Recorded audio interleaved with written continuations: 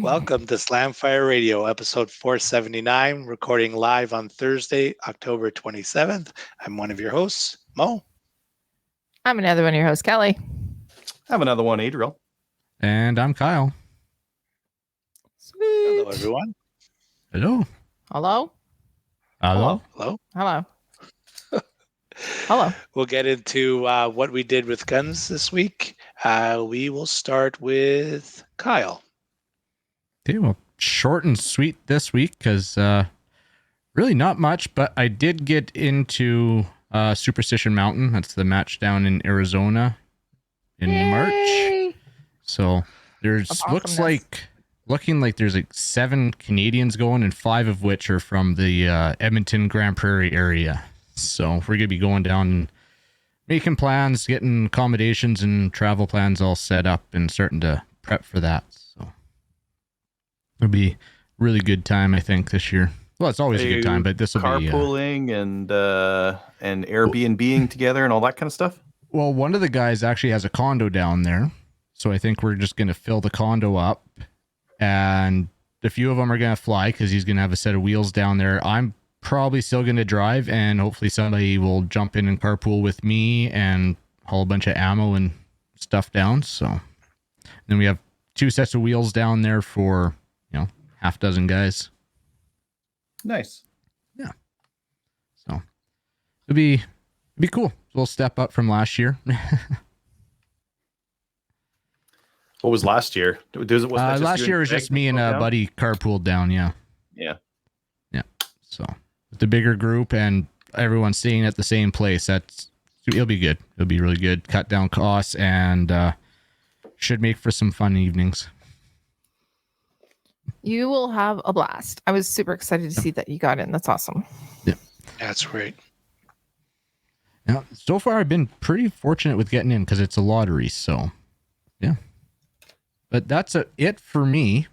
Quite literally, like that's it. That's all I did. Yeah, that's it. I've been doing a bunch of quotes and stuff for work because I recently broke out on my own. So I've been I saw that. starting to get a little busier with that. So. Hey. So we do have some people, listeners. Why don't you actually give yourself a shout out because you're a hard worker? Why don't you tell everybody your business name? Why don't you shill a bit? Do a little bit of shilling. Yeah, get in there. So recently I decided I'm an electrician by trade. And I recently broke out, and basically I'm on my own. Started my own company and doing my own work. Company's called Caliber Tech Inc. Based out of Grand Prairie, but right job, I'll go travel wherever, really. Will you come to Quebec? What Ontario? I got work to do. Yeah. No? Yes? Oh, yeah. Job's big enough to cover costs in that, yeah. You're supposed to give your per diem rate and your per kilometer rate. I want business class travel if it's going to Ontario or Quebec, and a translator. Yeah, translator. Even if it's Ontario. Even if it's Ontario, okay. Yeah, he would actually need a translator here too. Or I need someone to I need a pack of darts. Can you? I don't know how to say that in Ontarian. Going out for a rip. Going for a rip there, bud. Yeah. All right.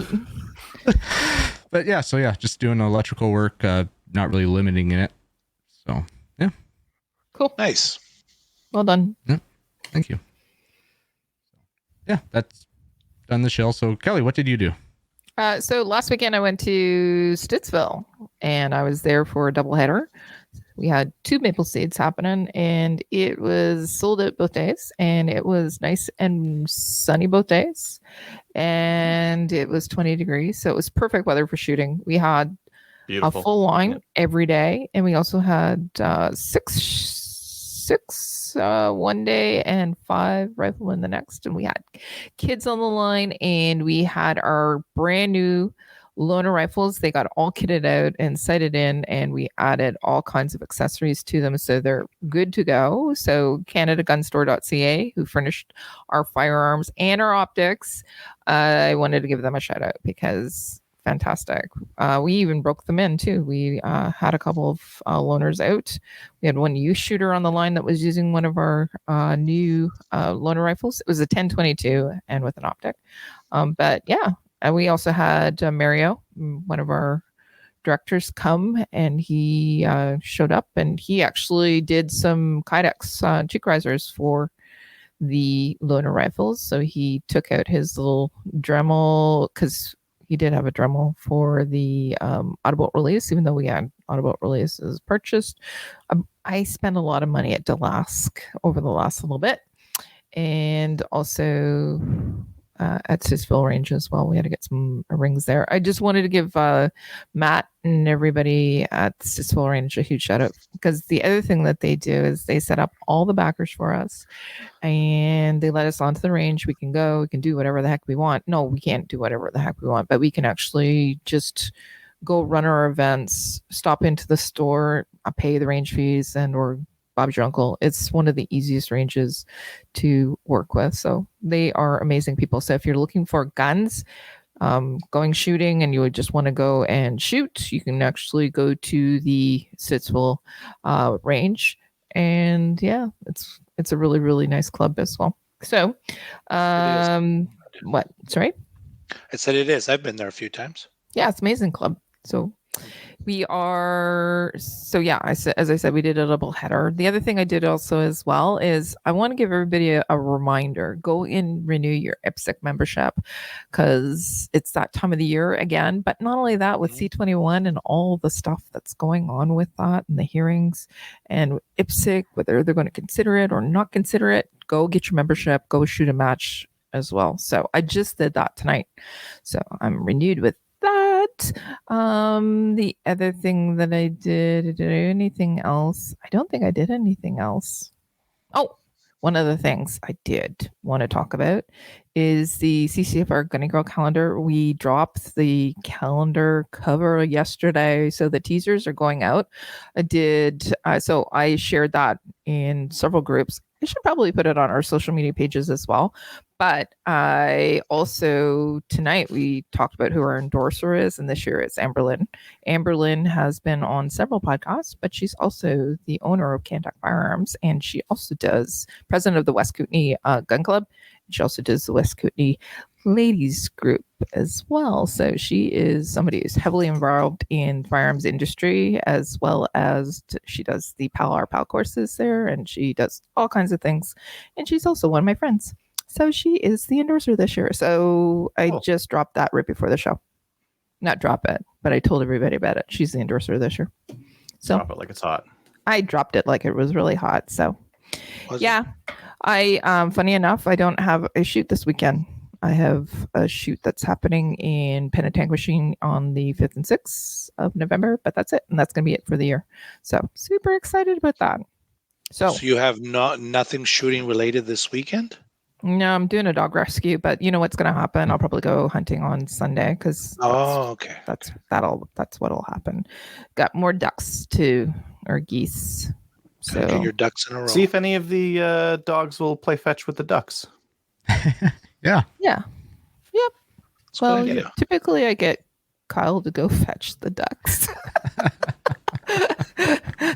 You got a constant stream of adopted dogs. We have Kyle. Let's teach some of the dogs how to fetch your ducks for you. It's like automatic. It's like you got a Roomba for ducks, but it's like a little animal that. Okay, so seriously, the dog that I only have one dog now, and he's a Boston Terrier.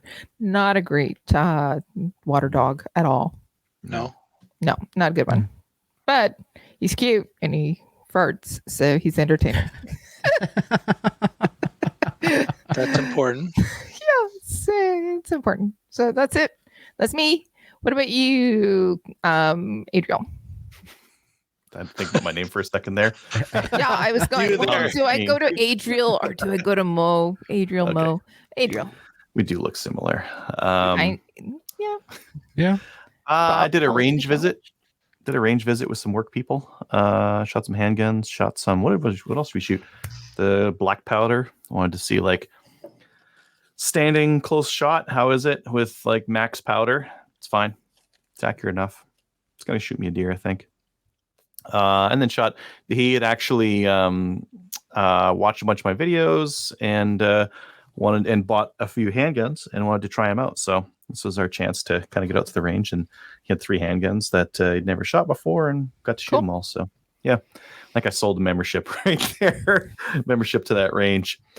Yeah, this was a lot of fun. And then I went to my parents' place did a little. Well, I was helping them with like a whole bunch of like little chores and that kind of thing. But also went grouse hunting with my youngest, and we got some grouse. All right. You got a lot of grouse, and then you wrap them in bacon because bacon makes everything better. Mm-hmm. Wrapped them up in bacon and that kind of thing. Yep. Oh yeah, you actually took the feathers off them first, and then you wrapped them in bacon. That's generally the way you want it. It's well, I had to stipulate because sometimes floss with the feathers and that kind of thing. Mm-hmm. You floss while you eat, so yeah, saves a step. Yeah, when you poop, it flosses your butt too. Yeah. Beautiful. We were using the feathers, cleans everything on its way up. We're hunting using I had this Charles Daly 20 gauge, this folding guy here. And so when I put my video out, someone that comments on Reddit a lot, he commented saying, "Are you getting light strikes yet?" I'm like, nope. But now that you said that, I trust You're getting this guy. light strikes and right I'm now. like, yes, but I already figured out what it was. So he sent his gun back to I think it was like North Silver or something like that. But I figured it out. So my hammer on this thing is fine. It's striking really good. The problem is that this is connected with this. Can you see that little firing pin moving as I just move this? So if it's not locked in 100%, it's going to lose energy on that takedown lever. So if it's up here and it's a little bit loose, like this one is, if it's like back like that, it will light strike it every time. So I think there's a simple fix. See that spring in there? Yep. I think it needs a stronger spring in there because some of the other shotguns I have, they have a much stronger spring. This 20 gauge is very light on this one. I think it just needs a stronger spring, or it needs to be.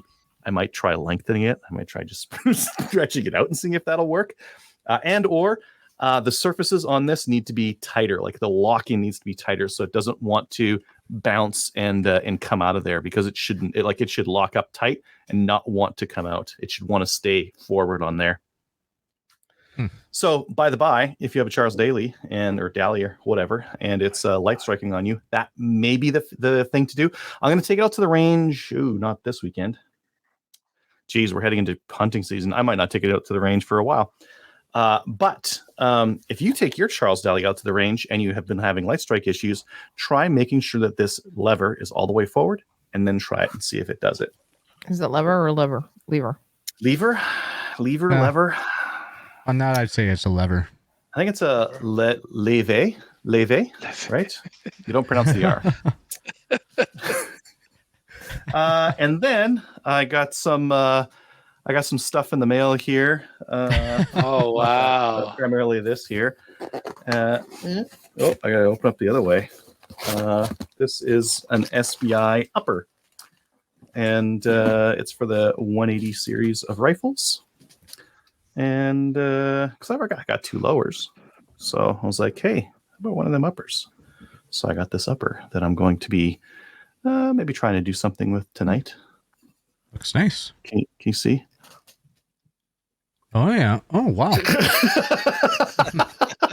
That's what it looks like to me. Maybe it's a little bit hard to see. It looks like oh, there we go. That's perfect lighting right there. Yeah. For the listeners, I'm trying to mimic the smile on the bottom of the receiver. Nice. It's good. This weekend, I think I have to go to my brother's. I gotta go to my brother's place, and I think hunting season for black powder started. I'm going to be packing up some black powder stuff and going over to my brother's place. Ooh. I think that's what I have to do. Yes. You just have to do it. So I think that's correct. Go do it.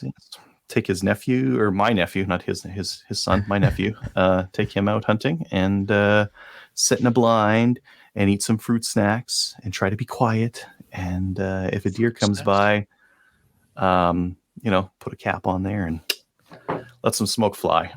But that's about it for me. What about you, Mo? Fruit is not a snack, by the way. Just Fruit Snack is a brand, though. Is this something No, I'm but too Albertan to understand? no, I just don't think fruit should be a snack. Anyways, I went to a match at the Grenville Club, an IPSC match at the Grenville Club in Prescott, Ontario. As Kelly mentioned, it was a really nice day on Saturday. The only negative was those ladybugs that are not ladybugs. Those are the Japanese beetles. They're horrible. Yes, They're just everywhere, and They were everywhere, and they were pinching. And anyways, but I had one down my pants this weekend, and it wouldn't come out. It actually did go down there, and they were everywhere, including down my pants. Okay, well, none went down my pants. They were just biting at my arms and stuff. But it was 9 stages. There were 5 classifiers, which I did pretty well. Usually, I don't like doing them, but I did pretty well at them.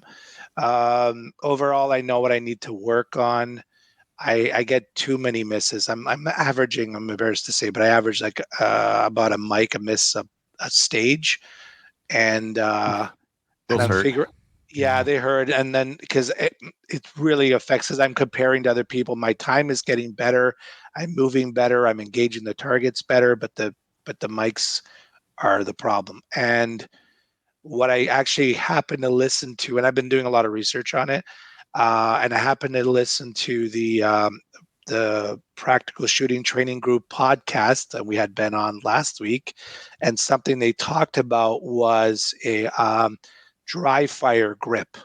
So the idea is that if you do a lot of dry fire, but not a lot of live fire shooting, except for in a match setting, you may be thinking you're gripping your gun, your pistol strong enough, but you're not, right? It's in dry fire that it's strong, but then in actual live recoil, obviously the recoil is pushing your hands around, and you're losing.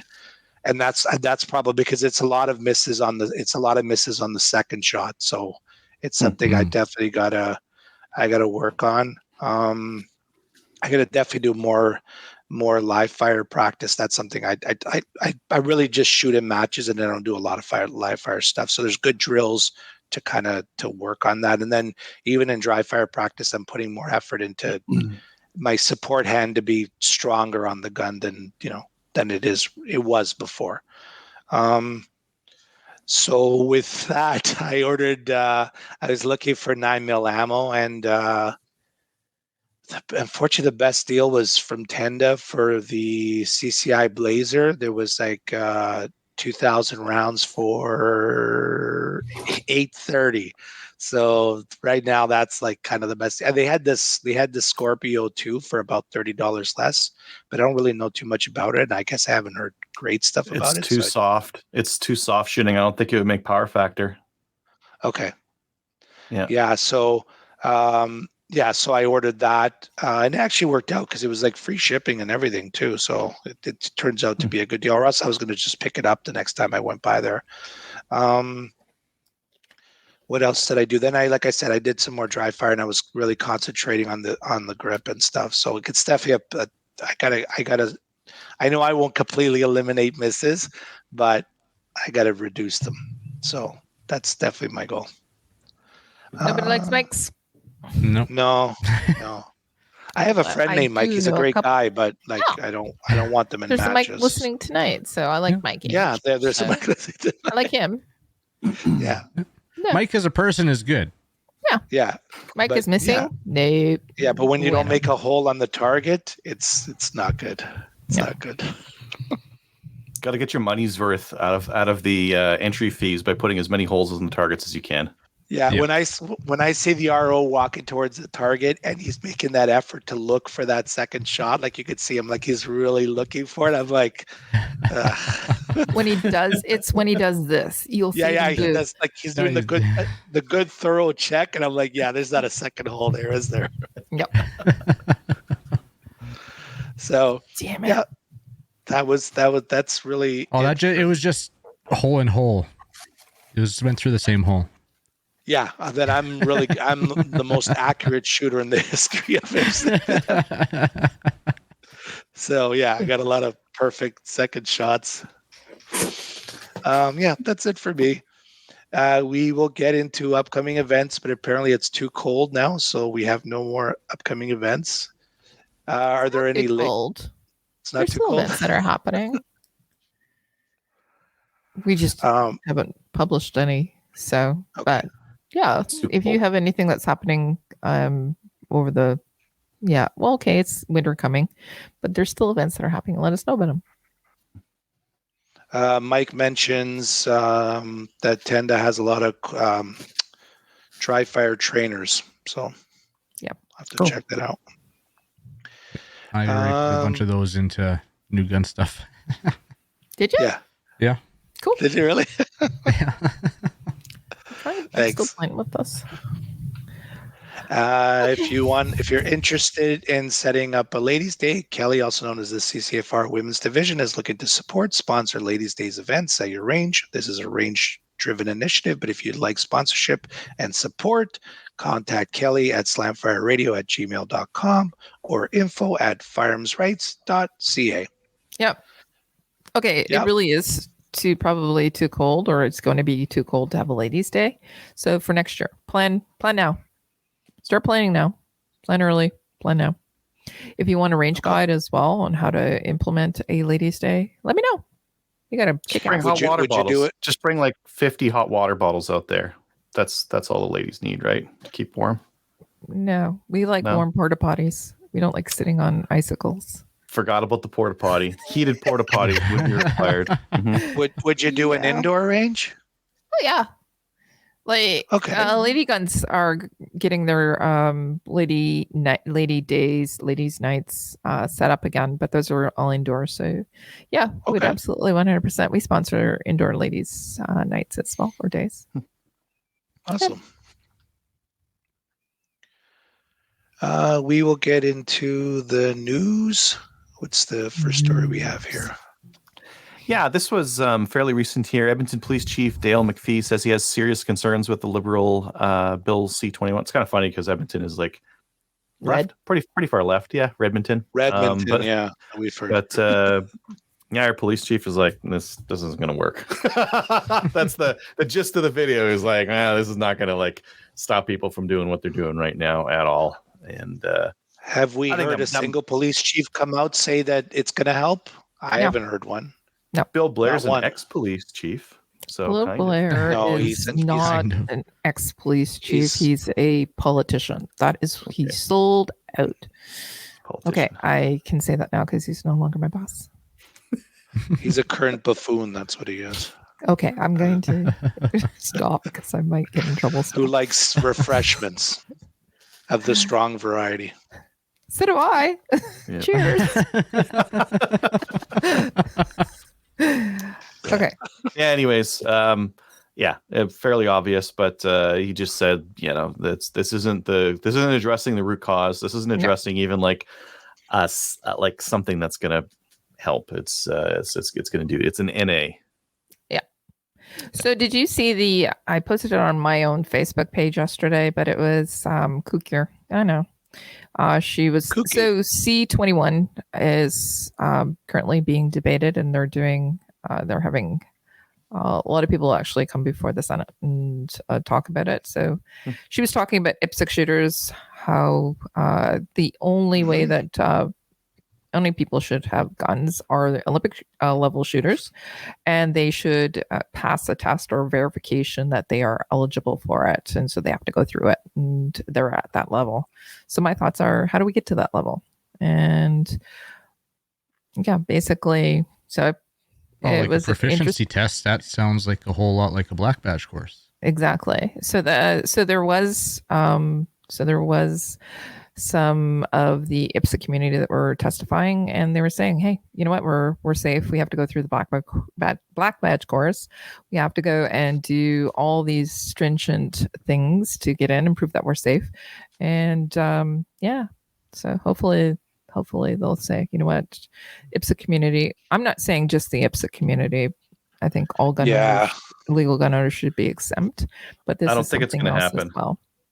I don't think it is either. When the in the 90s, when the mag ban thing, where mags were limited to 10 rounds, IPSC was supposed to get an exception there, and they're going to get it. They're going to get it. They didn't get it. Like if we're using history as our barometer, it's not going to happen. Oh, I know that, but at least we're saying something about it.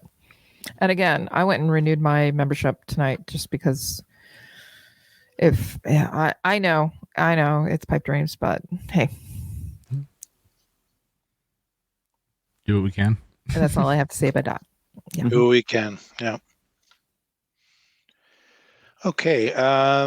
We already think we mentioned the CCFR legal challenge. The court date is set for April 11th to 20th.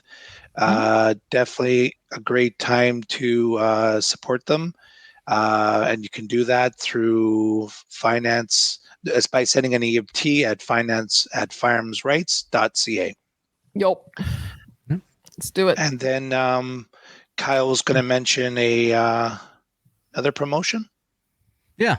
Speaking of supporting the CCFR, the Canadian Firearms Enthusiast Discord server, they're doing a giveaway based on donations to the CCFR or the CSAAA. Okay. And their little spiel is, in light of the recent handgun transfer freeze, for the next month, the Canadian Firearms Enthusiast Discord server will be raising funds for the CCFR CSAAA. All you have to do is donate to the CCFR or the CSAAA and send @Scrads a screenshot or picture of your receipt, crop out your personal info. Thank you. And they're going to be fundraising from October 22nd to November 22nd. And at the end date, Scrads is going to do a random draw from everyone who donated. And there's a bunch of prizes, I guess. There's a Vortex Crossfire 2 red dot used, but been donated. $100 in Cabela's gift cards. Awesome. And a gun goodie bag, which is cleaning kit, stickers, chamber flags, M-Lock accessories. Awesome. We will be dropping a link. In fact, I just put it in the comments there to the server. So, yeah, if you're not already in there, you can go in there, scan a screenshot, and have a chance to win something. I haven't been on there in a while. I should go on. Cool. Yeah. It's Hey, really Scrad. good. He's Very watching tonight, too. Mm-hmm. Thank you. Awesomeness. And we will get into new gun stuff. Yeah, so let me just pull up a screen here. So the first thing just to mention is those dry fire simulate. Now, this is what they look like. It's a kit that you put in your gun, and it makes it. I think it cycles this. It cycles the slide. I believe it. Yeah, does, I create. Yeah. Mm-hmm. Interesting. Very interesting. I think that would be cool. This would be fun to like mess around with in your basement. Like if you had some friends over, or if like you wanted to show your kids how to shoot a gun or something like that before going out to the range, this would be the coolest thing to pull out. Yeah, and like practice in the basement. Yeah. There's that thing. This next, actually, there's a couple of different gun shops that have these, but this is the shooting center. They have the Chiappa gun gauge adapter 12 gauge. I think I saw Marstar has one of these, and Frontier Firearms. These are inserts for your 12 gauge. And they're just selling the full kit. I would like to just buy one of these things, but they're selling a full kit of like 8 of these things. So your 12 gauge will now be able to shoot 380 ACP, 9mm, 357 mag or 38 special, 40 Smith & Wesson, 44 Magnum, 45 ACP, 410, 45 Colt, 20 gauge. They're all rifled except for the 20 gauge one. Cool. I don't know that How long are they? They look, they look pretty short. They look like I'm gonna guess 6 inches, maybe 8. To save the not much point rifling, but hey, cool. Well, like for a pistol cartridge, Yeah, like pistol, for 9mm maybe, and your 12 gauge, it would be quiet because all the powder's like going out this stupid long tube, right? Yeah. Yeah, Matt had some of these. They were kind of interesting. Cool. I wouldn't have one. I'd want to have one. Maybe a 9mm. Or maybe But why limit 44, if you man. have the full set? Oh, you know what? Let's try this out. It's $700 for the full set, though. Like if I had $100 to put one in and be like, "Hey, watch what I can do with my shotgun," and put something weird in there, right? I think I'd use them all.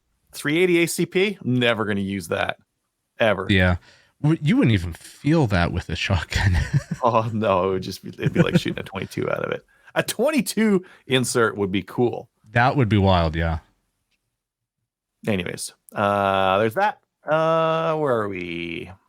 Marstar just got a shipment of primary arms scopes in. If you want to know if any of these are worth a damn, go check out Joe's video reviews.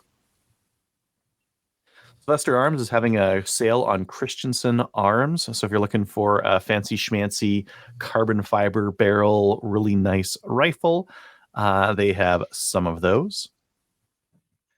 And Nordic Marksman has the Aimpoint Arco C2s. These are closed emitter red dot that you can beat up and, I don't know, one-handed reload, I guess, is a real feature that they're pushing for there.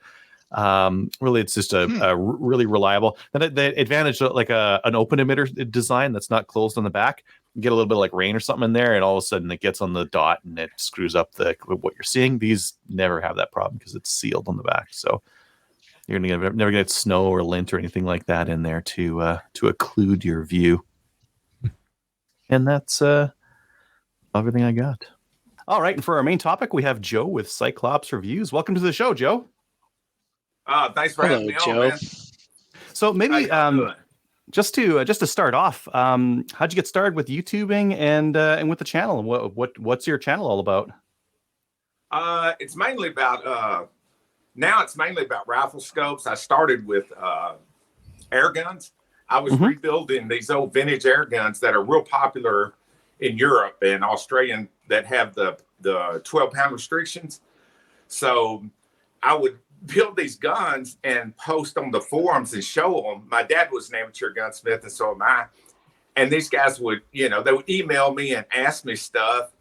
And what would be a 5-minute conversation would take 5 days with answers and stuff. And I just got overwhelmed by it. And a buddy of mine told me, man, start a YouTube channel. I'm like, screw that. I'm not the least bit interested in that shit, And he said, no, if you make the videos, then they'll leave you alone. Well, I'm all about being left the hell alone. So that's what I did. I made videos about how to do them.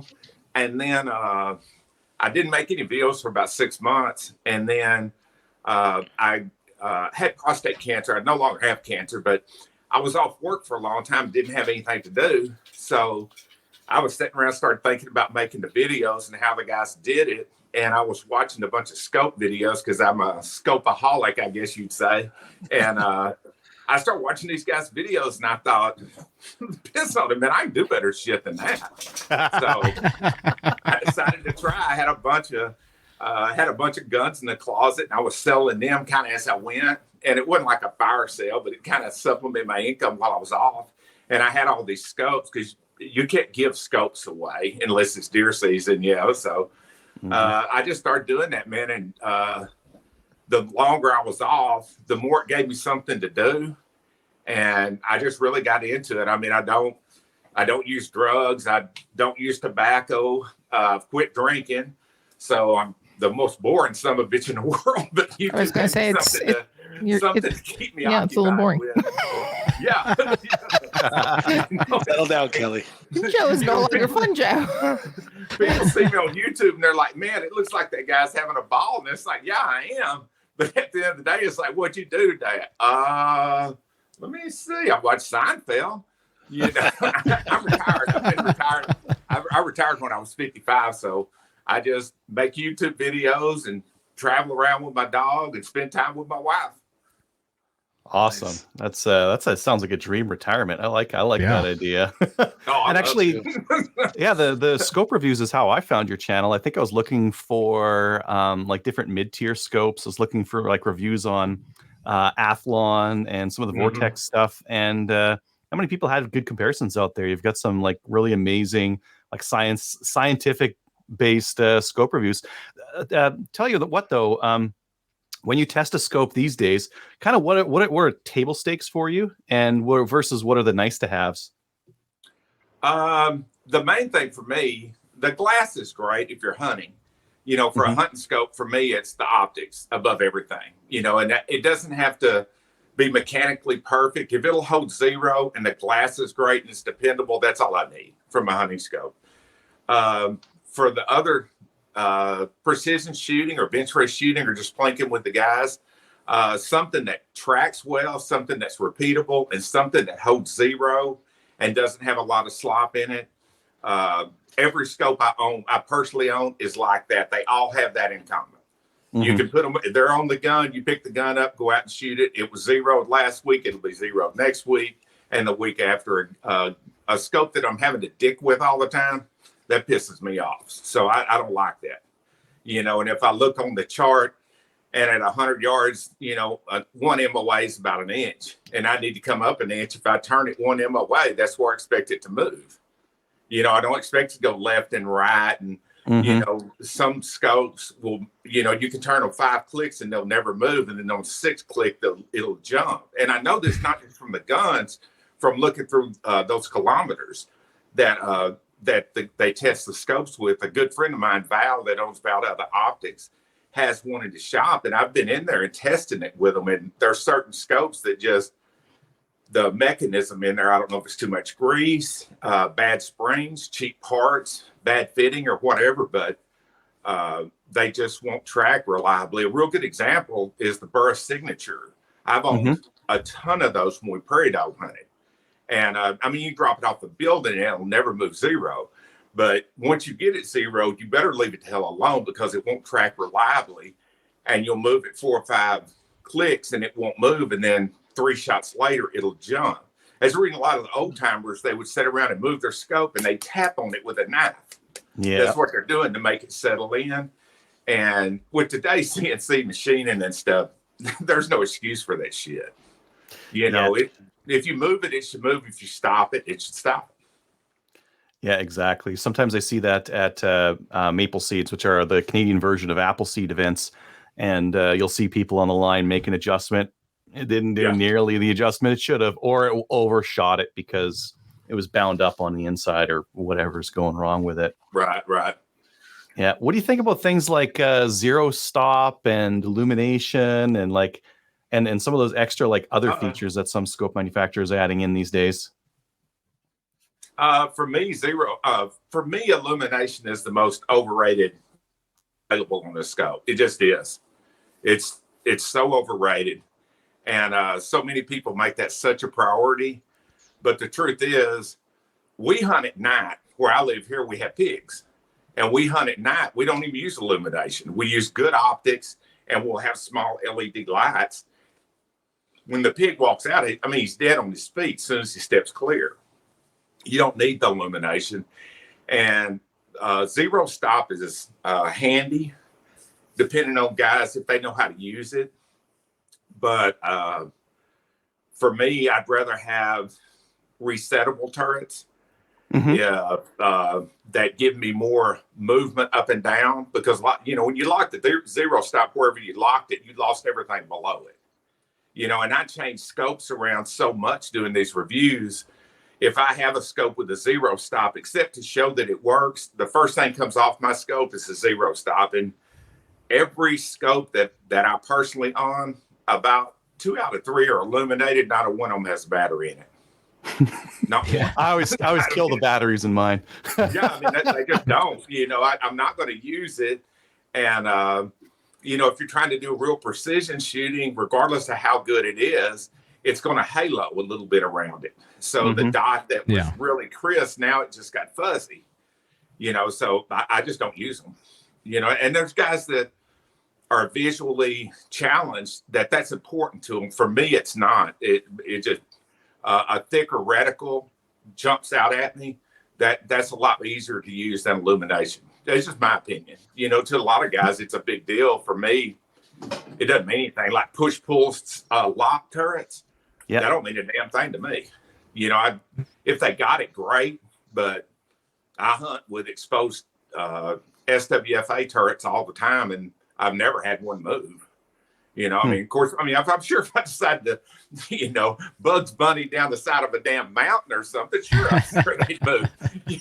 But I'm trying to take care of myself and not try to break a damn arm or something. So I've never had one move.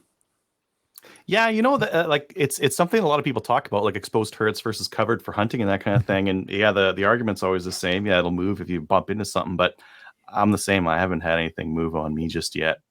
I don't really hard hunt though. I'm not like bushwhacking a ton or like mountain climbing or doing any like extreme stuff when I hunt. The main reason I won't cover turrets on my hunting scope is to keep blood from getting all over the assembly. That's it. Other than that, because when we hunt, we don't use horses or nothing. It's such a far walk in. We'll take the deer, because here in East Texas, deer don't get very big. Mm-hmm. And we'll grab a deer, throw it up over our shoulders and walk out. Well, the whole time you're walking, that head's doing this, and it's just flinging blood like a sprinkler, and it just gets all over your gun and everything else, Yeah. Never thought about that. Yeah. No. Me neither. It's a real deal, And here, like let's say we got pigs, and for us, if it's a pig and it's bigger than, say, a Cocker Spaniel, he walks. We don't shoot him. Everybody wants to shoot. Man, I want to kill that great big pig. Yeah, that's a lot of fun. Till you decide you want to move it. And it's like the first time you walk up to an elk and you realize how big and heavy that sucker is. Like, screw this. Fuck that. We shoot them. If you can't put it on a small grill, I'm talking about the little $20 grill from Walmart, don't shoot that damn thing. Let it walk. I want somebody to walk in there and grab it and stick it down in my shirt and tie it in a knot and walk out with, Too much meat anyways. I'm jealous of the pigs that you guys get to hunt down there. There's pigs around in my province, but I've never seen one. And they sound like they're a lot of fun to hunt. Yeah, they are. It's just after a while, they're a nuisance. Mm-hmm. They tear up a lot of vehicles. You hit them everywhere you go, and they're more of a nuisance. And in Texas, there's two kind of landowners: the ones that's got hogs and the ones that are getting them. There's no stopping them. They're just hitting. There's no stopping them. I didn't think about the roadkill bacon factor. Yeah. Oh, there's a place right now. Right now, the sun is just setting here. There's a place about 2 miles from where I'm sitting right now. I can drive out there right now with the sunset, pull off the side of the road with a 22 and just gun them down. And it's right beside a major highway. There's 40 or 50 pigs out there every evening as soon as the sun sets, and they'll sit out there and root all night long. Interesting. Wow. Yeah, that sounds like a lot of fun. In terms of your, like, all the scopes you reviewed, any big letdowns or anything in there that didn't perform as advertised? Several of the Vortexes. To me, and if you guys have ever met anybody from Vortex, you'll never meet a nicer group of guys. I mean, their personality, their customer relations, I mean, they're top notch, but at the same time, they're not the guys making decisions how much money they have to have this scope built, Mm-hmm. And they did a great job marketing themselves when they first came out, and they'll replace anything. And they make their money in the mid-tier scopes. And on average, if it's a $800 Vortex scope, most everybody else is going to, that same scope that comes out of the same factory is going to be about $500.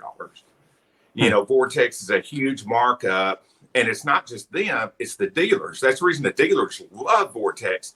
The margins are so high, and once they sell it to you and it turns out to be a piece of junk, they don't have to mess with it. You just call Vortex, they send you the shipping label, and then they send you another piece of junk. And they have some nice scopes like their razors and stuff. I mean, they're world-class, optics, but they're scopes that are in that 80% of the market from about $250 up to about $800. Mm-hmm. There's not a single Vortex, and I've owned every one of them. There's not a single Vortex I want. You literally could not give me. If you gave it to me, I'd give it to a kid. I mean, I don't want it. But there's, every single scope line has at least one dud in it. Mm-hmm. They just do. Everybody's got that one scope that, doesn't perform right. They've had all kinds of failures and stuff on it. It's just, in the last few years, it seems like Vortex has had more than their fair share. And part of it is they're the biggest optics company. So, you hear a lot more about them. But, to me, the best slogan, like Vortex, we don't care, we'll take it back. Okay. I don't know a single person that's a Vortex fan that doesn't have the Vortex number in their phone. You shouldn't have that damn number. I mean, you really shouldn't. That's like being married and knowing the quickest place to go get cleared up from syphilis. You should not know that. You don't need to know where the free clinic is and where can I get condoms at 2:00 in the morning standing next to Industrial Boulevard, but Leupold, the best warranty you'll never use. And it's true. I've had a lot of Leupold. I've had Leupold go bad too, but it's really rare. And, but there's other companies like that too, that there's a lot of problems. Most of the newer companies, when they first start, because all these scopes, there's only about 5 or 6 places actually making scopes in the whole world. And they get slotted in the manufacturing process. When they get started, because they're running smaller runs, they don't have, a lot of times that'll be the assembly line that the trainees are on, or they can't afford to pay for the extra quality controls and stuff. So they just throw the shit together, and most of these companies have growing pains to start with. So of the newer companies, there's several I'm really disappointed in. But then again, when Vortex first started, when Athlon first started, when several of these scope companies first started, there were problems, and now they've moved it up. And, like I say, some of the Vortexes are really nice, but the mid-tier stuff, the Strike Eagle, Diamondback Tactical, I can't remember. There's several others that, and I'll pay for these things. I get them free, and they still don't work. And if you've got a YouTube channel that has more videos on optics than any other channel on YouTube, which mine does, it's not a great channel, it's not a huge channel, but I got scope videos out the ass, and you're going to send this guy a scope, you would think you would take a look at it. And that scares what scares the hell out of me is sometimes I think, this is what you cherry picked, this piece of shit. This was the good apple in the bunch, because it's like, what the fuck happened to these other ones? What the hell is that? You pick them up, the lenses just fall out of it. I mean, what the fuck? Oh, yeah. Is that bad if the lens falls out? Yeah, it's bad. And I had 3 of the Strike Eagles, and a buddy of mine bought 2. We got out to the range, and I've got a real nice scope fixture that a friend of mine made me. And I mean, it's like 40 pounds, and it's heavy duty and everything else. It's perfect for what I'm doing. The first one I got out there, one of the turrets was frozen. And when I say frozen, I mean, put a piece of pliers on it, and you still couldn't move it. I don't know what happened. It could have got damaged in shipping, but it didn't look like it. Get the next one in, the parallax won't go down below about 200 yards. So that's a problem. Yeah. The third guy gets his, and when we took it out of the box, they got the fast focus eyepiece. You could take the eyepiece and just wobble it around like that. It's like, okay, that's not good.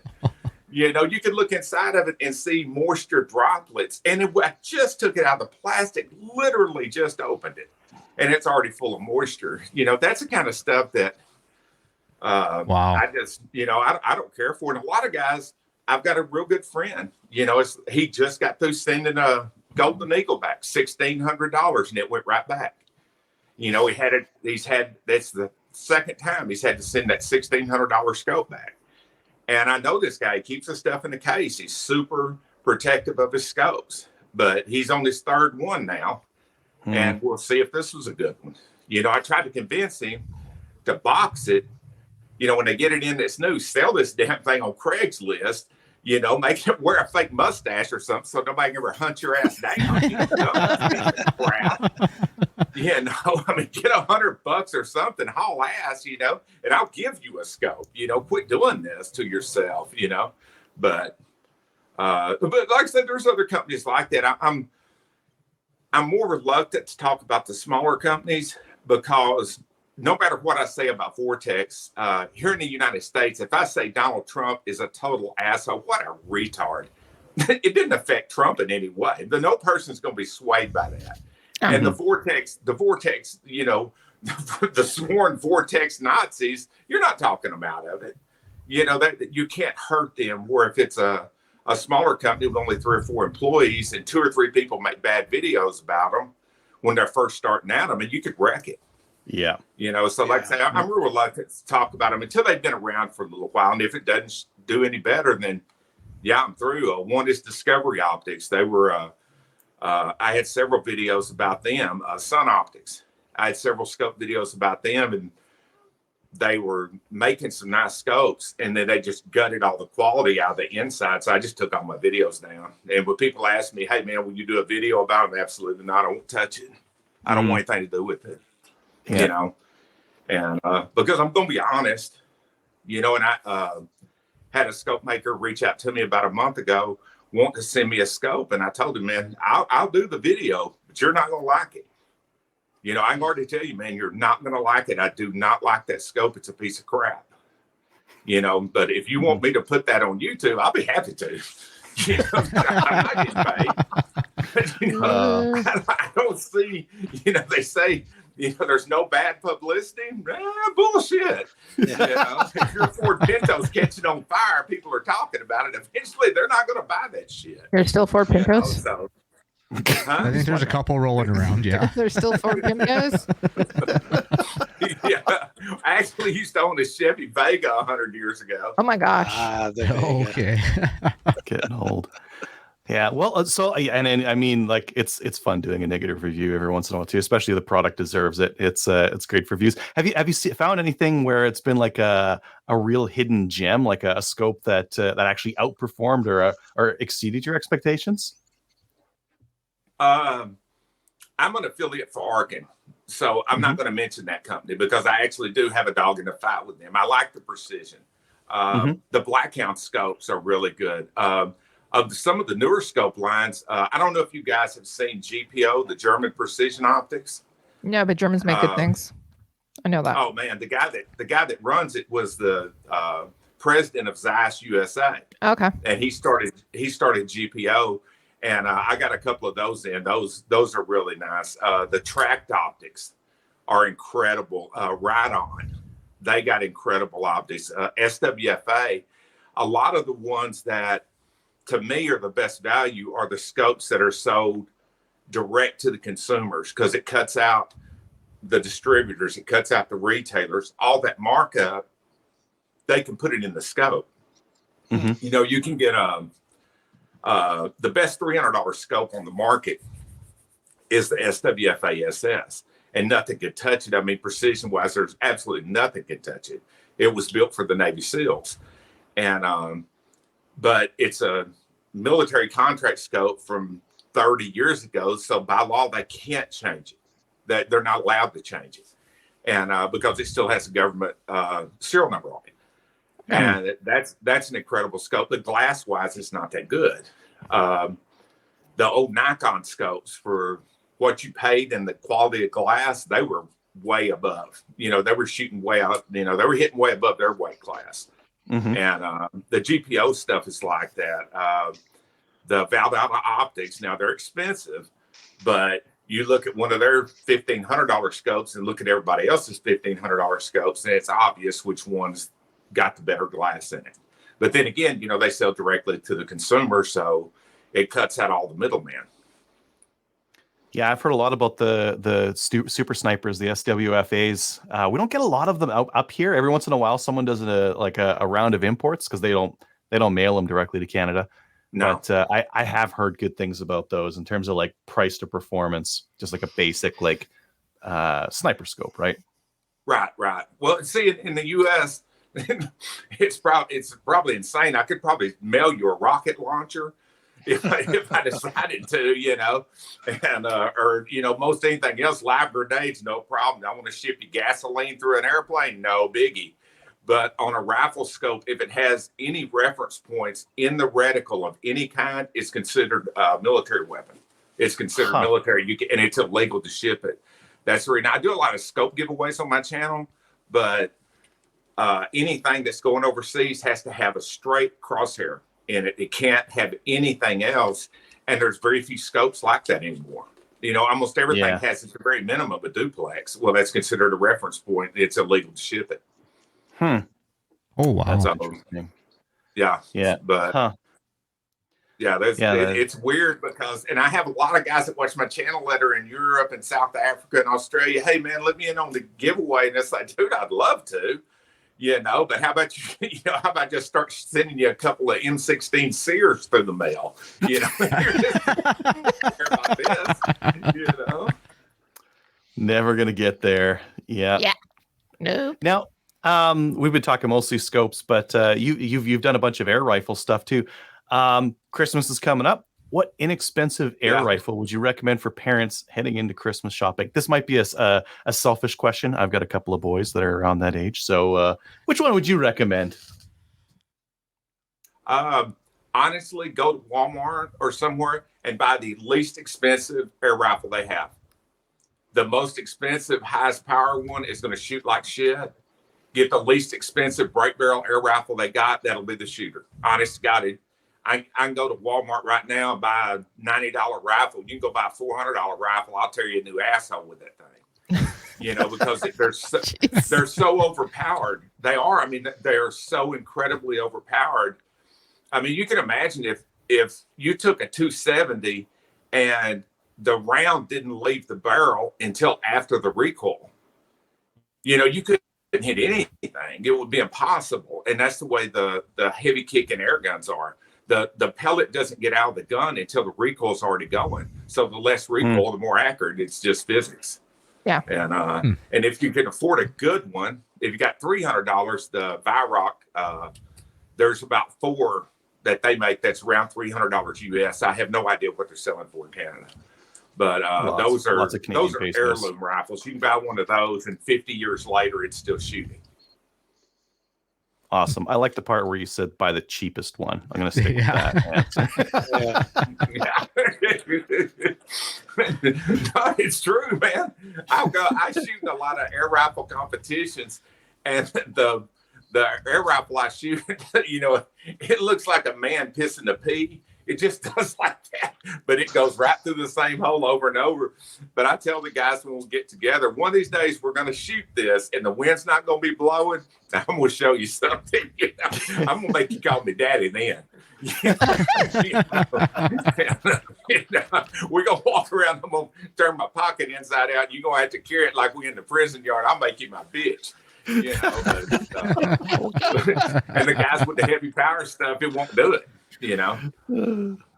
All right. One thing I wanted to do with since you've got an Instagram is a little. I'm straight up stealing this from Hot Ones. Yeah, from Hot Ones. They'll go in and ask someone to explain a picture from their Instagram, and I wanted to do the same thing. What's up with midget Batman? I saw that. What? I've got a huge. We'll never know. Yeah. I think That was a terrible time to lose him. That was done on purpose. I think you do know that, right? Hey, I'm back now. My wife's coming in the room to steal my puppy. I haven't seen her in about 4 days. She walks in the door. What's up, dumbass? Give me my baby. Give me my baby. I missed you. It's coming. Yeah. I'm busy right now, my ass. There's no doubt where the love goes in this family.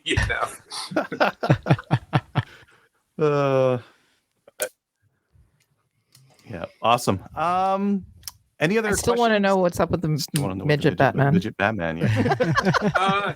I've got a midget. This is where my midget fetish is. When me and the guys travel, the guys that I travel with, I've got Rent a Midget saved on my phone. It's a real deal. If you haven't ever rented midget, you've got to. It's great. But you can rent midget strippers. You can do the Velcro midgets. You can get a couple of them to wrestle. You can get midgets to come around and bring everybody beer and stuff. It's money well spent. It just is. Yeah, it sounds like it. They're like people, only they're little, and there's oh my good Lord. It's not a party till somebody shows up with a midget. Joe knows how to party. That's my goal on YouTube.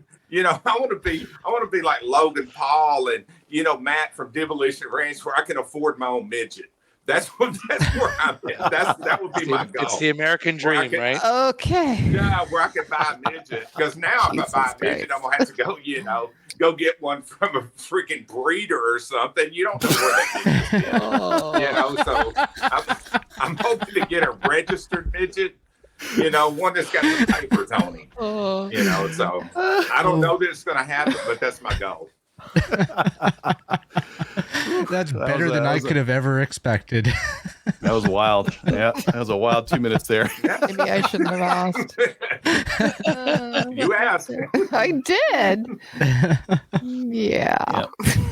Mo, Kelly, Kyle, any other last questions? No, So if I ask a question, I have I'm going to be in trouble. So at any given time, how many scopes would you have in your possession? Are we talking dozens, hundreds? Right now, I've got probably the ones that are not on guns, 25, something like that. That would be my guess. Right. I've in one of our closets, where they have like the little shelves to put books or shoes and shit on. Mm-hmm. The top shelf is solid scopes, and everything down is just scope stuck everywhere.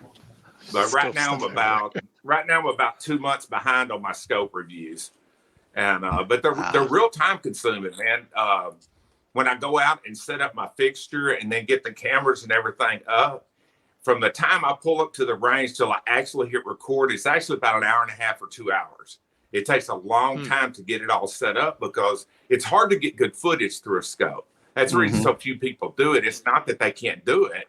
It's such a hassle. So what I'll do, I'll catch a day that's going to be pretty all day long. I'll get out there early and I'll be there all day long. And I'll film through the scope. I'll film 5 or 6 at a time.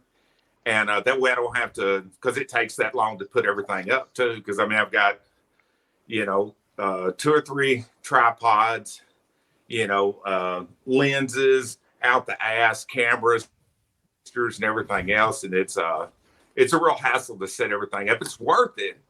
And I like the fact that the guys that are like me, they work for a living, whether it's $150 or $3,000. A lot of people, they can't afford to make a mistake. And there aren't places anymore. When I was a kid, you could go to the sporting goods store and you could see everything. They had everything that was on the market. It's not like that now. Everything's done online. So the closest you can get to it is to watch videos. And on all mine, I use the same camera, same settings. I don't do anything in post to sharpen it or change the colors or anything. That's the way it looked directly out of the camera. That way, hopefully guys can look at it as a reference, kind of, and a lot of times in the same price range, like one will have slightly warmer colors. This one will look a little cooler. Or if it's day, it's cloudy, I'll try to let guys know, it's real cloudy today while I'm filming. So if it looks darker, that's all it is. But I take a lot of pride in that, man. Guys can look at it, know that I've never taken a dime for any of my videos. So I don't have a dog in the fight. If one of the scope companies don't want to deal with me because they didn't like the video, I don't give a shit. There's 4 jillion scope companies. The 5 of us pitch in about $5,000 each, start our own damn scope company, And so, I do take a lot of pride in that. When people do meet me in person, they'll come up, hey man, I took your advice, bought this, and I'm glad I did. Or thanks for not, letting me buy this piece of shit.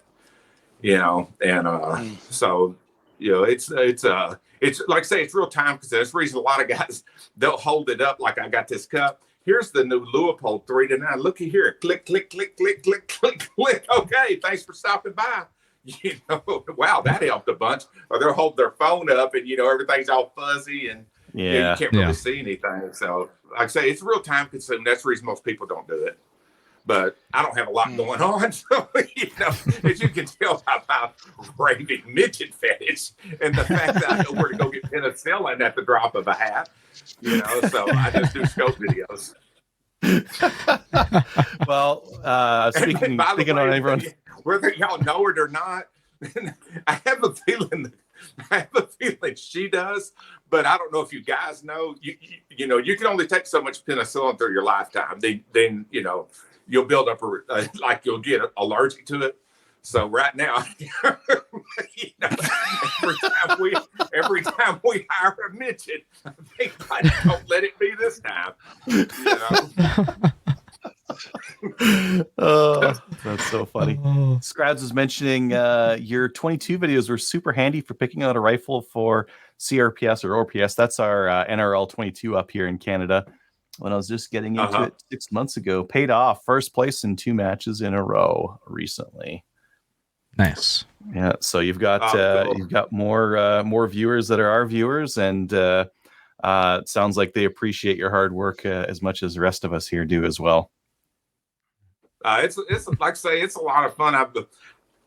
Because of the crap that I say, because this is me on my video. This is me all the time. I'm too lazy to have a persona. You know, there's you know, the gun company's not exactly blowing my phone up. Let me send you something. You know, so all this stuff the scopes I don't have to pay for anymore, but the guns, that's all out of pocket. You know, and that's the reason I could be a little hard on my gun videos, because I bought this, you didn't. You know, so when it's something that's there's a real problem with, like the Bagar B14 had feeding and issues. I used to have a Voodoo. And I mean, if I didn't have so much money, it would be wrapped around a tree somewhere around here, and it was just such a pain in the butt, you know. And I mean, I think I paid like $2,000 for it used, and you know, you couldn't shoot it 3 times in a row and it didn't jam. You know, I send it in and get it back. A week later, it starts jamming, and it's like, this is bullshit. You know, when you go to Walmart, buy $149 22 and it never misses a beat, and you can't make this $3,000 22 act right? Nah. So I don't have any love for Voodoo. Yeah, some of those fancy 22s don't feed the best. Yeah. Well, all of them just takes that AICS or whatever it is magazine, and all of them are a problem. The only one that I haven't had any issues with is my Rim X, and then again, it's $3,300 before the paint job. You know, so for close to $4,000, it should load. You know, it should. Yeah, and it does. You know, and it's terrifying. I filmed. I edited a video today. It'll come out in about 2 weeks. It's the best group I've ever shot on camera. And when I was doing it, I was out there taking a scope and turning turrets like crazy, moving it back to 0. And I shot 6 shots at 50 yards, and it shot 0.14 out of it. So it's, you know, I mean, you take a 223 shell, turn it upside down, it would cover it. But it's, you know, but like I say, for that kind of money, it should occasionally do that kind of shit. Yeah, exactly. So I got a question. The production prep aside, I actually have a question inside the question. But what's your checklist or your process for testing a scope, and does it involve a hammer? No, but it does involve me slapping it and calling it a bitch sometimes. And actually, I do that in a lot of videos. But no, for me, one of the big issues with low end scopes, and if you guys have owned any budget scopes, this is fixing to sound familiar to you. Okay. You take the scope, you know it's level, you know the gun's level at 100 yards, it's dead on. You move it to 200 yards, there's no wind, or 300 yards or whatever it is. Not only are you hitting low, now you're hitting left and right. You move it back to 100, dial the focus back to 100, you're dead on. And everybody's saying your scope's crooked or your mounts are crooked. No, it's not. It's all level, but it keeps moving left and right to the same place. And that happens a lot. And it's real common in side focus scopes. You can look at some of my videos, or some of the guys want to see some of the videos. And as you turn it, because it's in a fixture and the camera is optically perfectly centered in the scope, I perfectly center everything. and you can adjust that and watch the shift. And sometimes at 100 yards, it'll move the distance of my head, which is almost 32 inches. You know, maybe not that far, but it'll shift 3 or 4 inches at 100 yards. When you move that to 1,000 yards, you're talking about feet that it's moving. You know, and so for me, the mechanics of it, and I worked in manufacturing, worked in quality control for about 15 years, and that kind of stuff, tight tolerances, you know, repeatabilities, it's really important. It was important to me before, and now after testing so many cheap scopes, it's really important. You know, something that will return to zero, something that doesn't have, you know, it's kind of like a pretty bitch with bad breath, or, you know, a buddy that's broke all the time. I'm just going to sign out for now, and I'll come back in a little bit. No, I wouldn't talk about you. Oh, thank you. This is electronic. If I can smell your breath from here, wow. But no. It's the whiskey. No, I am actually sober. You know, but no, it's that butt. Any scope that's, yeah, I like it, but if it's got that butt in it, I'm not interested. I'm just not. I need a good, reliable woman, a good, reliable car, and a good, reliable gun. And the gun's only as good as the scope. And if the scope's not reliable, it's useless. For me, I got all three of not those. good and low light. Huh? I have all three of those, or I am all three.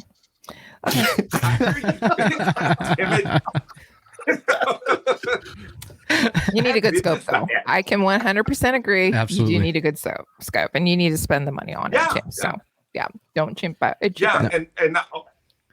you know, when I was younger, the little flashy stuff, illumination, and all the little cool, real important. Now, reliability more than anything.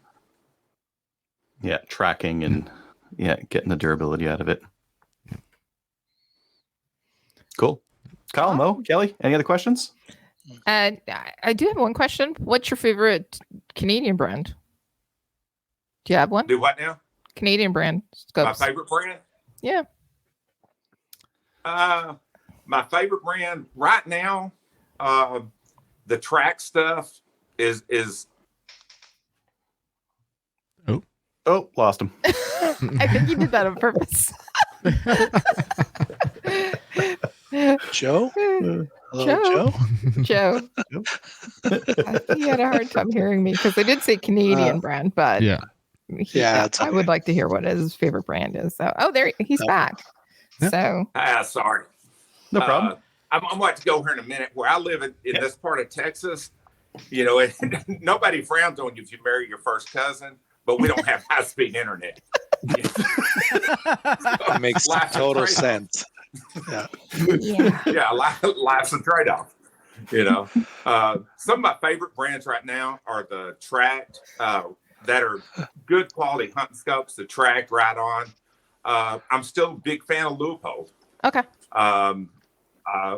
Bushnell hits way above. You know, Bushnell gets a bad rap, but they hit way above their weight class. They make some really, really nice stuff. And you know, that they got some nice stuff. Trying to think something that's a little more common. The Weaver stuff, I hate they quit making optics, and they got out of it altogether. Nikon the same way. I was a huge fan of Nikon. I thought they always did good stuff, and that's I think that's the reason I'm such a fan of Tracked. The two guys that started Tracked, John Allen, John LaCourt, they both were engineers at Nikon. And when Nikon decided to get out of sporting optics, they started Tracked.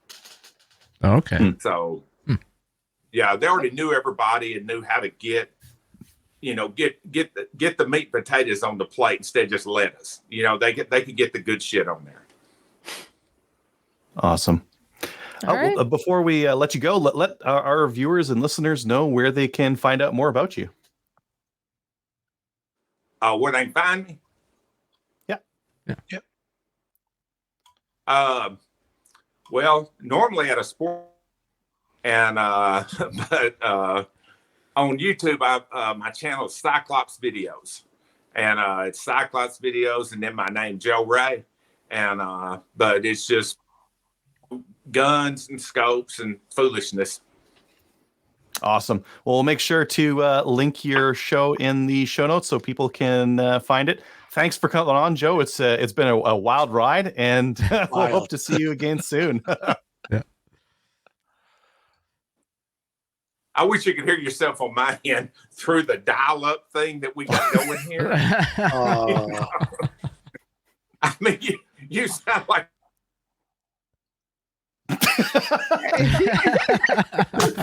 Right on cue. Yeah, right on cue. That's the Yeah. dial-up internet. Yeah. That's all right, Joe. I was just wrapping up anyway, as I was saying. Thanks for coming on, and hope to have you on again sometime soon. Hopefully, that's I don't know if you can hear me or not. I can't hear you. Yep, we can hear you. Oh, okay. Hey guys, I just wanted to thank y'all for letting me come on. Right now, if I had a can with a string, I think would be better. And 'cause the connection here just sucks.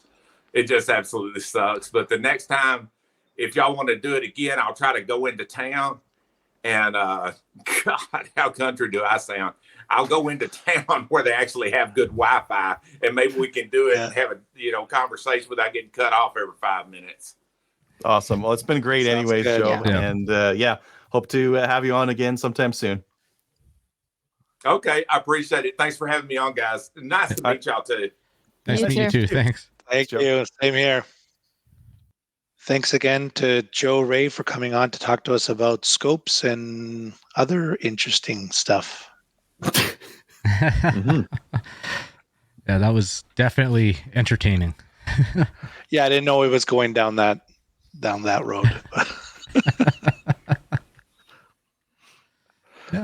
We do always say we that will- the best event or the best interviews are the ones that are organic. I think that was probably the most organic one we've ever had. Yeah. Yeah. Saying. Yeah. Mhm. I think it was awesome. I was do watching too. his videos and I figured, okay, this is going to be a good one. Yeah. A lot of people actually had a very good time watching him. Yeah. By the way, Scrod said that they've raised $1,000 so far. So awesome. Wow. Oh, That's awesome. That's amazing. We'll get into listener feedback. I can take this one. Hey, Slide Fire team, wondering any of you may have any SKS spike bayonets kicking around your part spins. Thanks, Jason. Anybody? No, They went with I don't. the SKSs. Well, and okay, so these days you wouldn't take a bayonet off. So you'd have to find someone who had an SKS like 10 years ago and put it in like that Fiber Force Dragunov stock or some other stock that you need to pull the bayonet off for, right? And people aren't doing that anymore because they're like $500. Why would you take like a $500 rifle and mess with it like that? So you have to find someone who had an SKS a long time ago, maybe even sold it. Where would you find something like that? Numrich would have that. Not for free though. And that gun show. Yeah. Go to a gun show. Gun show's perfect for that kind of garbage. Someone's gonna have like their table set out with all sorts of random garbage. I would count It's spike not bayonets in there. garbage. It is One man- the treasure memorabilia. to One someone man, else. one Some of man's those booths garbage is are another man's garbage. gold. Remember that. Some of Right. the booths at the gun shows are garbage. But And you can See, buy somebody's garbage like garbage a is spike another bayonet. man's gold. You'll spend like $20 See? and you'll get a spike bayonet. And someone will be like, thank God I got rid of that piece of crap. And you'll have a complete rifle. Somebody wants I it. think this The may blade become one, the though. most Blade one's offensive cooler. episode ever. I can go more. Oh, really? Oh, boy. Oh, boy. We went for garbage to midgets to, and it's not midgets, it's little people. Yeah, sorry, Kelly. We weren't even gonna go there. Uh, I think I need to go down to Texas and make him my friend. It'd be awesome. we have on our website, we have a Cabela's link. So if you use the link, Go buy stuff. Use the link. Never gonna buy Go stuff. buy from stuff. there Use anyways. the link. Yeah. Okay. No, I thought I was going to say some stuff, but then it went away. Poof. Well, go buy stuff. Use the link. Then we'll review it every month or so, and then Yeah. we'll make. Buy more It'll stuff. be fun. We'd like to see what everybody is buying. Let us know. Yeah, for sure. We have some comments from the YouTube videos from Jeremy K on the Gersan testing and review. Need to be a 1/1/8 and more. From Terry C also on the Gersan testing review. I was clay shooting this weekend's number 8's challengers who would do the same as what was happening to you. Why I watched this video.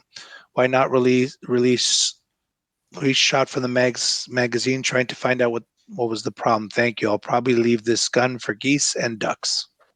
Well, if you're Okay. shooting geese or Well- ducks, you're going to be running like a heavy load, and it's going to Yeah. run Yep. just fine. It'll be fine. And like I said, after use, it has been seeming to perform better, and that video will be out in the beginning of November, How many rounds? or should be. How many rounds did you put through that? I didn't put many, but Colin, the owner of the shotgun's he ran another almost case of buckshot through it, just hammered the break-in on it like you should, which I didn't do. I ran like maybe a box or something through. Okay. And yeah, you're supposed to run quite a few buckshot through an inertia gun to break him in. And you see, it's performing better now. Like we shot the team match and it didn't have a single issue. So Okay. Yeah. You're going to have to run it. yeah, but So. yeah, that's going to be all in the video and that. So Terry, go run some more. Just destroy your shoulder. Yeah. Yeah. It'll be fine. Okay. If you'd like to email the show, we'd love to get your letters. You can do so at slamfireradio@gmail.com. Give us comments, future topics, your opinions on little people, and so forth. What about your best little if people it- experience? True. Yes. Man, we're getting canceled for sure. No, we're politically correct. They're little people.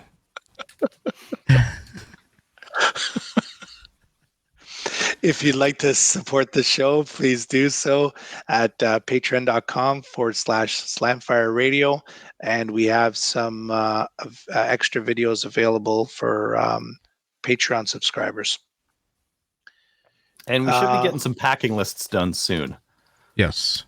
Packing Yeah. lists. Yeah. We should do that. So is that Yeah. that that you, spreadsheet? Adriel, are you telling Yeah. us to get on it? Yes. Okay. I put mine in for all of them. Yeah. Okay, fine. Fine. It should Packing help you. You should be able to if you don't have a checklist and you build the checklist, it'll help you the next time you go hunting. True story. Yeah. So in other Checklist. words, we'll get on it. Need checklist. Does anyone have a shout out this evening? Yeah, I want to shout out Joe for coming on, being so entertaining. Definitely. Yeah. He was definitely entertaining. Watching his channel, he does great reviews, and his channel's you not bored watching it, but he puts out good information, and he is very thorough with his testing. Mm-hmm. Yeah. Yep. I would like to give a shout out.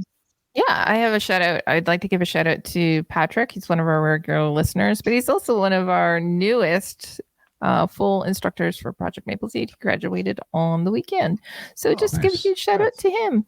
It was awesome. Congratulations. Congrats. Yeah. He's been helping out at almost every single event this year, and he's just been it was really great to see him develop and the growth that he's made over the year. It was also fantastic because he's Francophone or he's bilingual actually. So we had a couple of Francophone shooters on the line. So he was able to communicate with them in French, which I can too a little bit, but they don't really want me to speak to them in French. No. No, but I was very thankful to have a couple of people who could speak French on the line this weekend. It's awesome. Cool. Yep. Adriel? Nope. No? Nothing for me either. So check us out on Gunners of Canada. Like us on Facebook. Give us a review on Facebook. Join the CCFR. Love San Diego. And see you next week. Bye, everybody. Night. Bye.